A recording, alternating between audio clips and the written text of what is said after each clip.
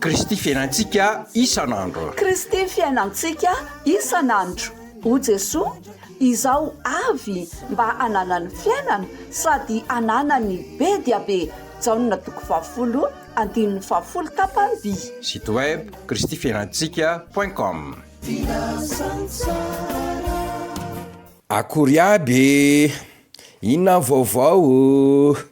Misaotra betsaka mampandroso anay afatsika miaraka midinidinika atonga atsika atoky amin'ny asa ataotsika fa ny asantsika de asan'ny tompo mahefabe mandrakariva amin'ny asan'ny tompo hoy ny tenin'Andriamanitra. Zao no tenin'i Jesosy hoe tsara zany ry mpanompo tsara sady mahatoky.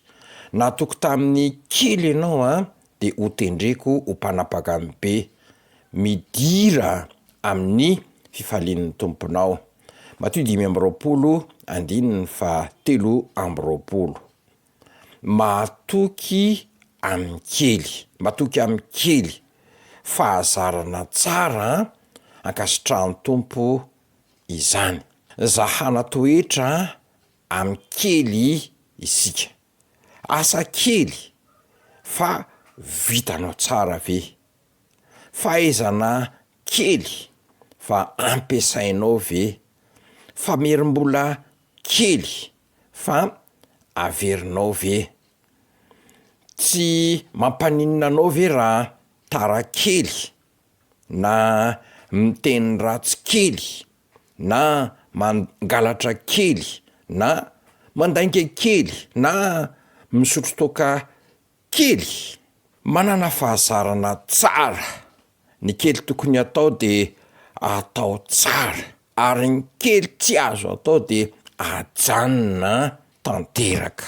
De ho tanteraka aminao ty teny fikasany ty hoe ka na de kely aza no ny andohanao de ho lehibe ny fiafaranao. Zay mahatoky amin'ny kely de ataon'Andriamanitra mpanapaka ny be. Ka aza maika ny ho lehibe aloha fa maro ny lehibe zay tsy mahatoky, tsy marina ary mpangalatra. Mianara atoky an'Andriamanitra sy ho marina amin'izay kely eo ampelatananao fa asandratry ny tompo ianao.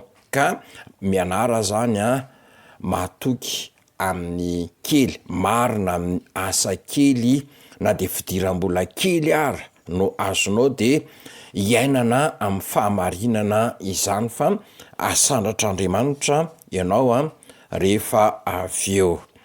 Mahereza indrindra de manao velo mahafinaritra. Rapitsondray io faranantsika mivavaka raha ndinidinikitsika.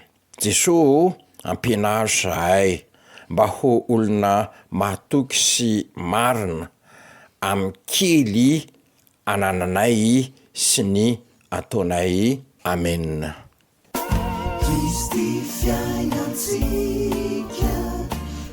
Kristy fiainantsika isan'andro. Kristy fiainantsika isan'andro. O Jesoa, izao avy mba ananany fiainana sady ananany be dia be. Jaonina 20 tapany. Site web kristyfiainantsika.com.